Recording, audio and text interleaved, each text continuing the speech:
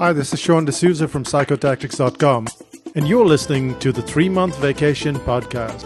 This podcast isn't some magic trick about working less. Instead, it's about how to really enjoy your work and enjoy your vacation time. This is the 3-Month Vacation, and I'm Sean D'Souza.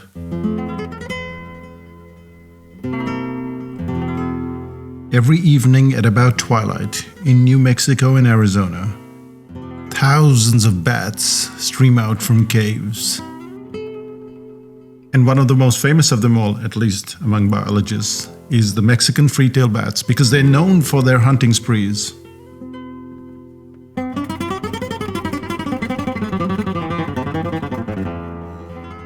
So like all animals, bats communicate with each other. But these Mexican free-tailed bats, they not only communicate, they also confuse.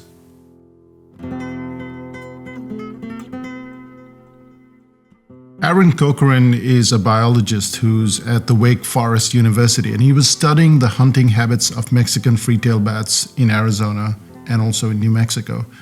And what he found was that his ultrasonic equipment was picking up two completely different sounds. When the free-tailed bat was trying to communicate, it was one sound, and then the moment they had competition in the area, they would send out a sound that was totally different.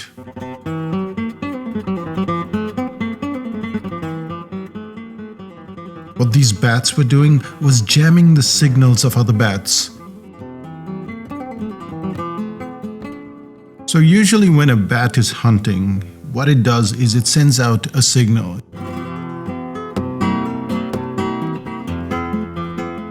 It sends out what is called a feeding buzz, and that bounces off the prey, and then they know, hey, it's time for dinner.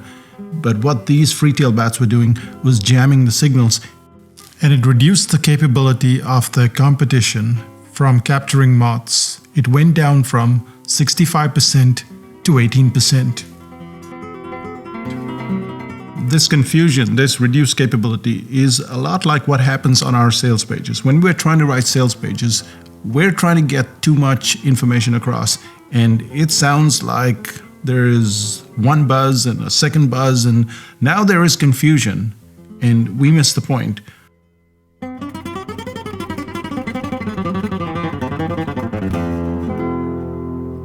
Today, what we're going to do is we're going to stick to the point, and we're going to use pebbles. We're going to use pebbles to figure out how we get to exactly what we want to say to the client, and then how we continue to say that over the rest of the sales page. So the three things that we're going to cover are: one, we find the confusion. The second is we use the pebbles, and the third is we expand each issue. Let's start out with the first one, which is finding the confusion on your sales page.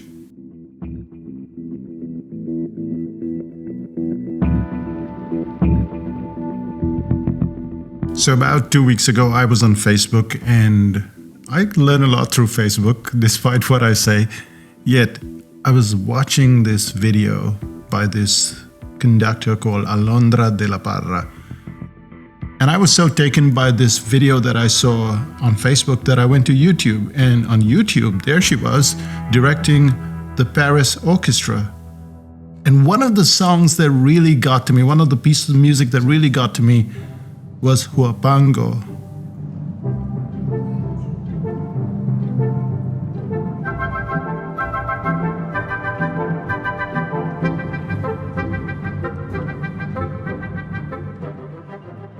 So I started listening to Huapango, and then to another piece, and another piece, another piece, and before I knew it, I had 3 albums of Alondra de la Parra. And of course, I was driving Renuka crazy because I was playing this music all day long. Now, the interesting thing about this music is it's classical music, and like a lot of classical music, it requires an orchestra. And an orchestra is complete confusion if you let it be.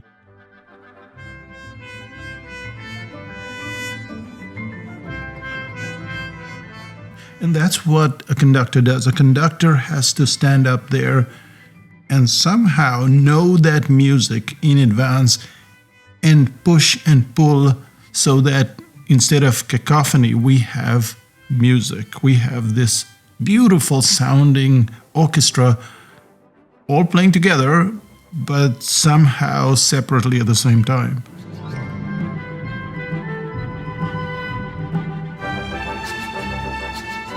And your sales page is not different. It's got to have all of this information, but it's got to play something louder than the other.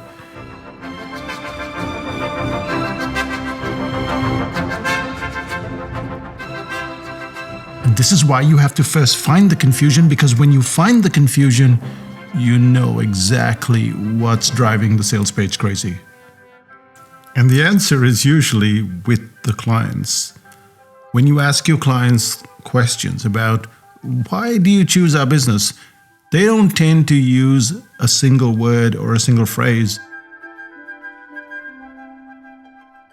What they do is give you a line, and that causes total confusion.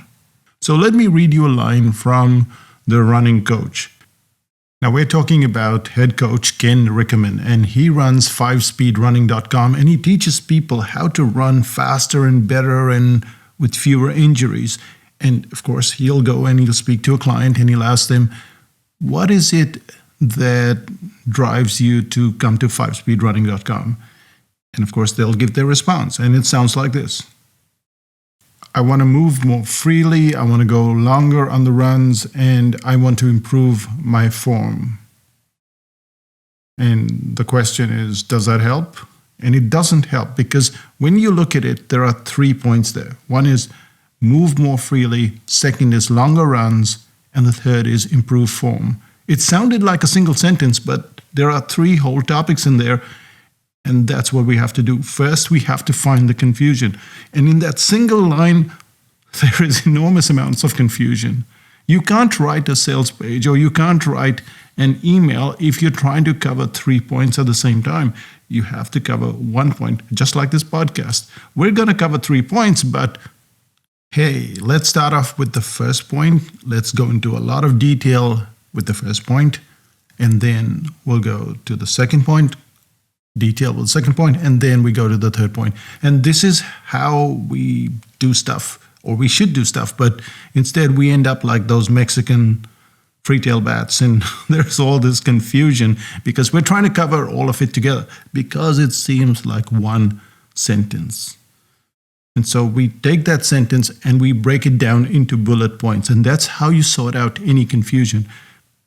Take the sentence from your client, whatever that might be, and then break it up into bullet points. And once you break it up into bullet points, you will see very quickly that, hey, there are 4 or 5 points here, or there are 2 or 3 points here, but there is almost never 1 point.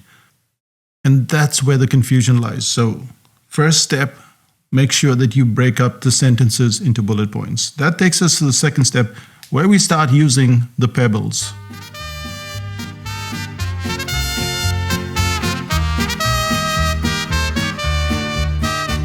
As you know, we take 3 months off every year. So we work for 3 months and then we take a month off. And for at least 2 of those months, we travel internationally.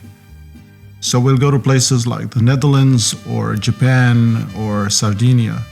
And when people ask me, well, which is your favorite city? That's not a fair question to ask, because every city is completely different, and the people are different, and the food is different, and the experience is different. But even so, you could specifically ask me, here are 3 cities, like 3 bullet points, and now can you allocate pebbles to them? So if we took 3 cities like Amsterdam and Kyoto and Cagliari, then I could allocate pebbles. It's because when you rank cities, it's very difficult. You could say, well, Kyoto is 1, Cagliari is 2, Amsterdam is 3. But that doesn't give us a sense of weight. And what gives us a sense of weight is the Pebble system. And the pebble system is very simple. If you said, okay, now allocate 10 pebbles, you've got 10 pebbles and you have to allocate them to these 3 different cities. And then Kyoto would get maybe 4 or 5 pebbles.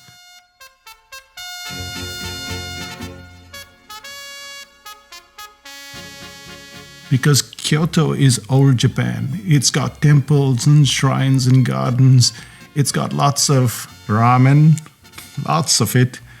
Great food, great people, and these amazingly sublime gardens where you can sit there for hours and do nothing.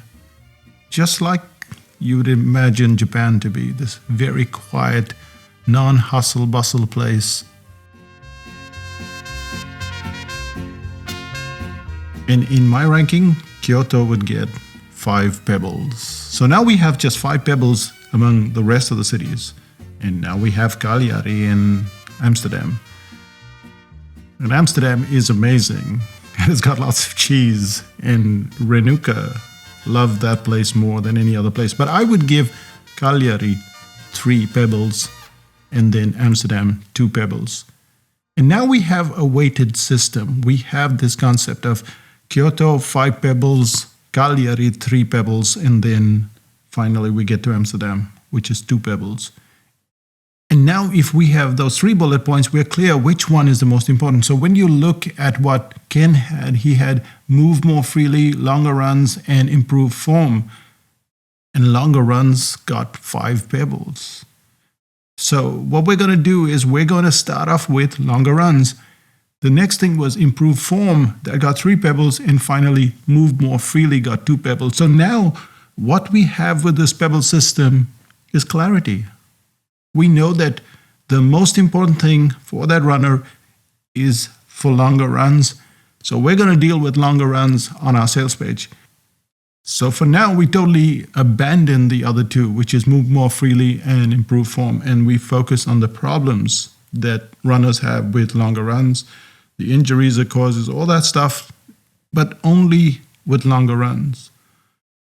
And then you're able to get that message across very clearly. And you might never have to go to point 2 and point 3, because as Ken mentioned, with a longer run, you get tired, you get physically exhausted, you lose focus, you get aches and pains, you have oxygen problems, you go out of breath, and then finally you lose motivation and confidence. So there is a lot of stuff to cover with just one topic, as you can see. And what we do on the sales page is do the Mexican freetail dance. And we try and put all the points together when this one point itself could drive half the sales page. So imagine yourself as a client. You get there, you're having trouble with longer runs, and you see so much information in the form of a sales page about longer runs. And that's when you realize, my goodness, this guy knows exactly what he's talking about. This is the stuff that is of interest to me, instead of all of this confusion and all of these bullet points bouncing back and forth. What we've covered so far is we've found the confusion, then we started using the pebbles, and now we're going to expand the issue. So yes, we're on the 3rd and final part of this podcast. Let's expand the issue, shall we?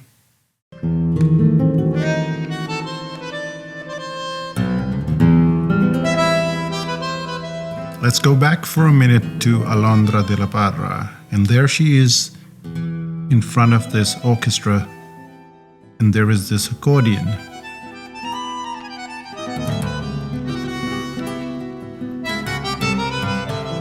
Now this is a different piece altogether, and not huapango, but in this accordion we have the analogy that we need to understand how you expand that one point.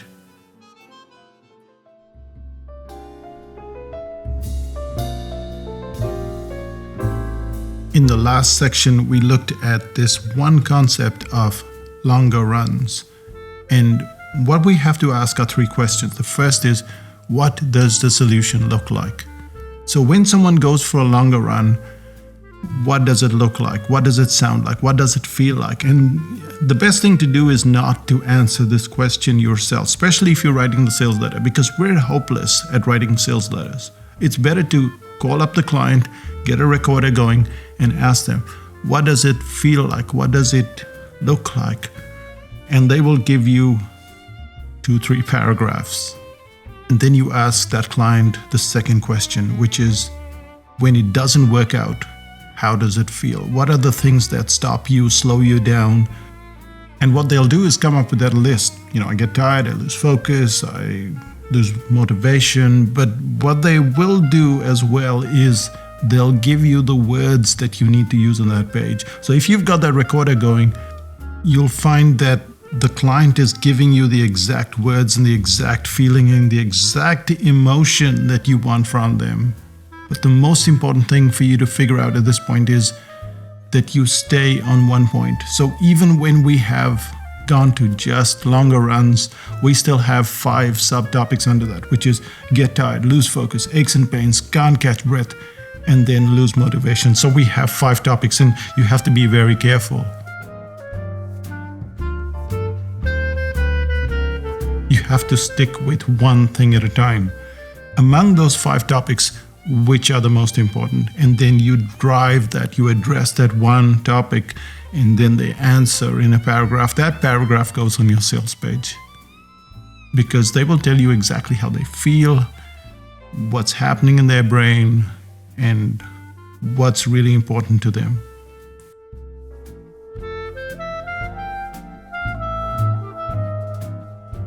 So the client might say that the aches and pains are the most critical of all, and that's where you start. And then maybe they go to the fact that the aches and pains make them lose focus, and then you continue down that path, let them speak for a while. You just have to transcribe. Maybe you have to tweak a little bit here and there, but most of the time you're just doing a transcription. And this is the beauty of the Pebble system. Instead of dealing with all of these things, we go down to one point. And from that one point, we get another 5 points. From those 5 points, we still have some level of ranking. In this case, you can have the ranking or the pebbles all over again. And the client will explain to you how they feel. And then you want to take that and put that on your sales page. But what about the other points? The move more freely and the improved form. Well, you can put that in your bullets. You don't have to put that in your main text. You can put that a lot later. What you're really trying to do is drive home one problem, and that is longer runs and what it means not to run that long. What are the consequences of not running that long? And then you bring up your solution. Introducing the long run system, and then you explain your solution. And how do you explain your solution? The client told you, remember? We asked them, what did the solution look like? So in effect, the client is writing your entire sales page, but the critical thing is to use the Pebble system, because the Pebble system allows you to focus. Otherwise, we have all this confusion, too much information, and when someone reads your sales page, they don't get a single message. We often try to write sales pages ourselves, and it's a big mistake. Even if you're a copywriter, it's a big mistake. The client can come up with terminology that you just cannot dream of, because they live it and they breathe it and they feel it. And they have this specific information, the specific term that they want to use, and you want to use that on your sales page. And the best way to do it is to ask them. But first you have to clarify. And while I'm talking about clarification, let me reiterate what we've covered in this episode. The first thing that we looked at was finding the confusion. We saw that it didn't matter what we were doing, there were several points that need to be covered. And what we're going to do is isolate them. We isolated them by using pebbles. And we then said, okay, 5 pebbles for this place, 3 for that, 2 for this. And the same thing applies to your website. There are all of these points, but you allocate pebbles. And then you take the one that got the most pebbles. And then you expand on them. And that was the third part. When you expand, you ask them, what does the solution look like? And let them talk talk and let them talk, and you keep recording. You're the transcriber, you're the person asking the questions.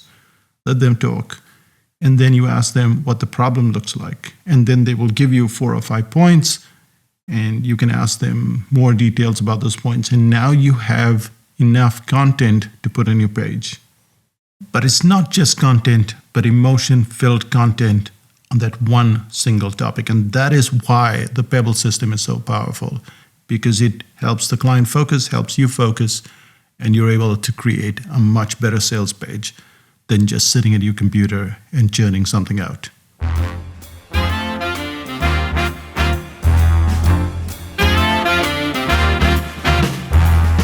So what's the one thing that you can do this week? The one thing that you can do is to help yourself find that confusion factor that you're dealing with every single day.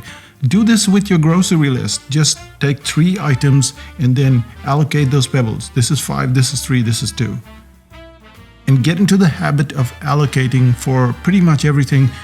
And your to-do list looks a lot better when you allocate pebbles, because you know exactly why you're doing what you're doing. And if you have any questions, I'm at Twitter, Sean D'Souza, Facebook, Sean D'Souza, or Sean@psychotactics.com. To get this episode, go to psychotactics.com/64, and you will get the podcast as well as the transcript. There are still a few seats remaining for the storytelling workshop, both in Amsterdam and Nashville. To find out more, go to psychotactics.com/story-telling-workshop. This is on the 2nd, 3rd, and 4th of December, and the 13th, 14th, and 15th of December in Amsterdam.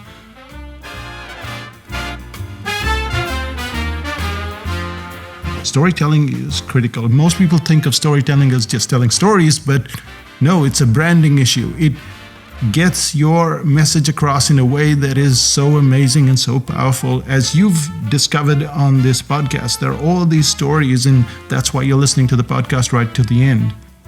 When you read the brain audit, when you read dartboard pricing, when you read the book on pre-sale, when you go through any of our courses, there are stories. So it's not just about telling stories to sell, but also your books and your podcasts and your webinars and your pretty much everything. The reason why stuff is so boring is because it doesn't have stories. And this is what the storytelling workshop will do for you. It will show you how to construct those stories for business rather than just telling another story. So that's psychotactics.com/story-telling-workshop. That's me, Sean D'Souza, saying bye for now from Psychotactics and the 3-month vacation. Bye-bye.